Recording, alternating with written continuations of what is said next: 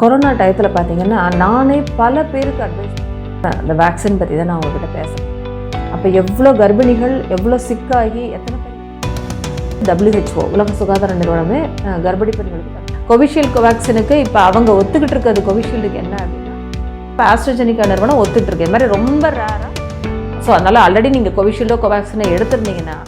வணக்கம், doctor Jayashree, quality cure YouTube channel, quality cure lady speciality clinic, west Mambalam, Chennai. So இன்றைக்கி நான் ஒரு முக்கியமான இந்த வேக்சின் பற்றி தான் நான் உங்ககிட்ட பேச போகிறேன்.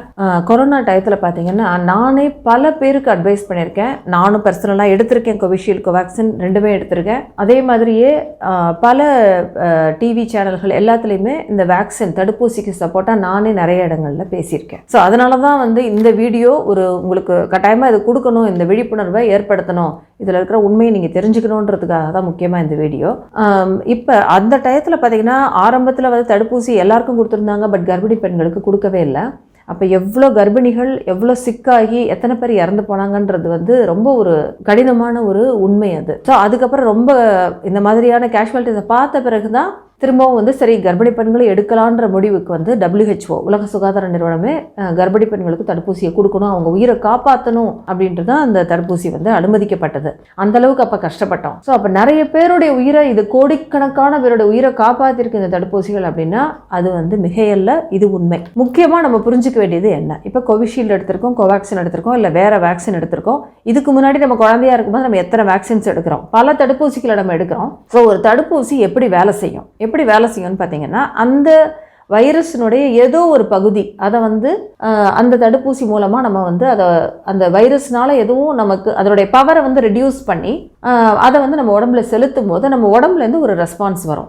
சப்போஸ் இந்த வைரஸ் இன்ஃபெக்ஷன் வந்தால் என்ன ரெஸ்பான்ஸ் இருக்குமோ அந்த ரெஸ்பான்ஸை நம்ம உடம்பு கொடுக்குறப்ப அது எப்பயும் ஞாபகம் வச்சுருக்கோம், இந்த வைரஸோடைய கோட்டிங் இப்படி இருக்கும், அந்த வைரஸோட ப்ரோட்டீன் இப்படி இருக்கும் அப்படின்றது ஞாபகம் வச்சுருக்கோம். ஸோ அப்போ அந்த மாதிரி வைரஸ் திரும்ப இப்போ கோவிட் வேக்சினே எடுக்கிறோம், திரும்ப கோவிட் வைரஸ் நம்மளை தாக்கும்போது இந்த ஆல்ரெடி இருக்கக்கூடிய ஆன்டிபாடிஸ் இல்லை நம்ம உடம்புக்கு இருக்கிற அந்த ஞாபக சக்தி என்ன பண்ணும், இம்மீடியட்டாக ஆன்டிபாடிஸை ப்ரொடியூஸ் பண்ணி அந்த வைரஸை உள்ளே வரவிடாமல் தடுத்துரும்.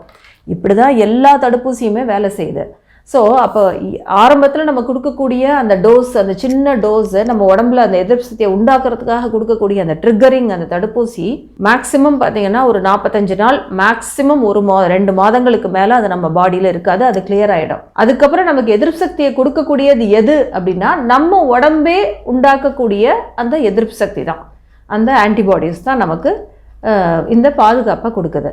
அப்படி இருக்கும்போது இத்தனை வருஷம் கழிச்சு, 2 வருஷம் கழிச்சோ இல்லை 3 வருஷம் கழிச்சோ நமக்கு இந்த கோவிஷீல்டாலேயோ கோவேக்சின்னாலேயோ எந்த விதமான பாதிப்புகளும் ஏற்படுவதற்கான வாய்ப்புகள் இல்லை. அதுதான் ஃபஸ்ட்டு எல்லோரும் புரிஞ்சுக்கணும். கோவிஷீல்டு கோவேக்சினுக்கு இப்போ அவங்க ஒத்துக்கிட்டு இருக்கிறது கோவிஷீல்டுக்கு என்ன அப்படின்னா அது ரத்த தட்டுகளுடைய அளவை கம்மி பண்ணலாம், அதே மாதிரி ரத்தத்தில் கிளாட்ஸு ரத்த கட்டிகள் உருவாகலாம், வெரி ரேராக உருவாகலான்றதை அவங்க அக்செப்ட் பண்ணியிருக்காங்க. இது எதனால் அப்படின்னா யூகேயில் நடக்கக்கூடிய ஒரு பர்டிகுலர் ஒரு பர்சன் அவங்களுடைய சிஸ்டர் இறந்து போனதுனால ஒரு கேஸ் போட்டதில் தான் இந்த தீர்ப்பு வந்திருக்கு. அப்போ ஆஸ்ட்ராஜெனிகா நிறுவனம் ஒத்துட்ருக்கு. இது மாதிரி ரொம்ப ரேராக ஒரு 5 லட்சத்தில் ஒத்துருக்கு, அந்த மாதிரி வரத்துக்கான வாய்ப்பு இருக்குது அப்படின்னு சொல்லி ஒத்துட்ருக்காங்க. இது இப்போ இந்த கேஸினுடைய தீர்ப்பு வந்ததுனால இந்த தீர்ப்பை எல்லா இடத்துலையும் பப்ளிஷ் பண்ணி இந்த மாதிரி பிரச்சனைகள் கோவிஷீல்டில் வரலாம் அப்படின்னு கொடுத்துருக்காங்க. பட் நம்ம அதை பற்றி கவலைப்பட வேண்டியதில்லை. இப்போ யாராவது கோவிஷீல்டு எடுத்துக்கிறாங்கன்னா மேபி அவங்களுக்கு எதுவும் உபயோகமாக இருக்கலாம். ஏன்னா அப் டு 2 months வரைக்கும் அவங்களுக்கு இந்த மாதிரியான ஏதாவது அந்த 5 லட்சத்தில் ஒத்தரா யார் இருப்பாங்கன்றது நமக்கு தெரியாது, அதனால இருக்கலாம். ஸோ அதனால் ஆல்ரெடி நீங்கள் கோவிஷீல்டோ கோவேக்சினை எடுத்திருந்தீங்கன்னா அதை பற்றி கவலைப்படாதீங்க, தைரியமாக இருங்க. அதுக்கு தான் இந்த வீடியோ மெயின்லி. தேங்க்யூ.